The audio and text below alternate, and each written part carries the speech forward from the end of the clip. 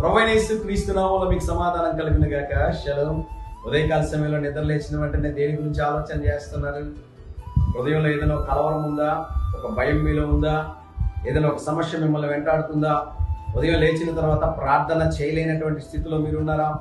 అనుదినము దేవుడు మిమ్మల్ని బలపరుస్తున్నాడని నేను దేవుని సేవకుడిగా నమ్ముతూ ఉన్నాను. ఈ రోజు కూడా పరిశుద్ధ గ్రంథమైన బైబిల్లో నుండి యెషయా గ్రంథము 43వ అధ్యాయము 13వ వచనంలో ఈ మాట రాయబడింది. నేను కార్యము చేయగా త్రిప్పివేయు వాడెవడో.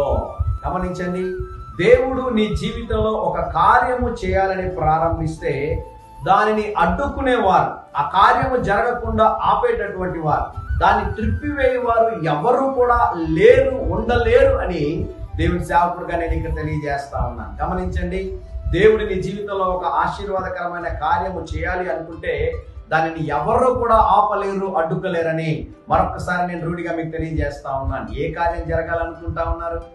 ఏ ఒక గొప్ప కార్యం నీ జీవితంలో జరగాలనుకుంటా ఉన్నావు? భయపడొద్దు, దేవుడు తప్పకుండా నీకు సహాయం చేస్తాడు.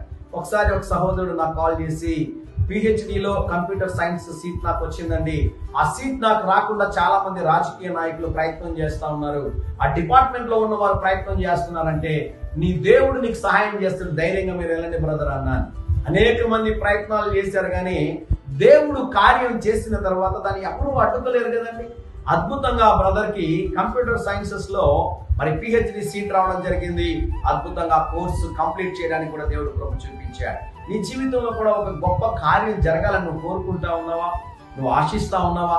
అయితే నీలో భయము, ఆందోళన, కలవరం అంటే వాటన్నిటిని తొలగించు. దేవుడు నీకు సహాయం చేస్తాడు. దేవుని నమ్మాలి మీరు, దేవుని అడగాలి మీరు. దేవుని నమ్మి విశ్వాసముతో ప్రభు సన్నిధిలో మనం ప్రార్థన చేసినప్పుడు దేవుడు నీ పక్షాన కార్యం చేయడానికి ముందుకొస్తే దాన్ని ఎవరు కూడా అడ్డుకోలేరని దేవుని సేవకుడుగా తెలియజేస్తా ఉన్నాను. ప్రార్థన చేసుకుని ఈ దినాన్ని ఎదుర్కోండి. దేవుడు మీ జీవితంలో గొప్ప కార్యం చేయను గాక. Praise lord.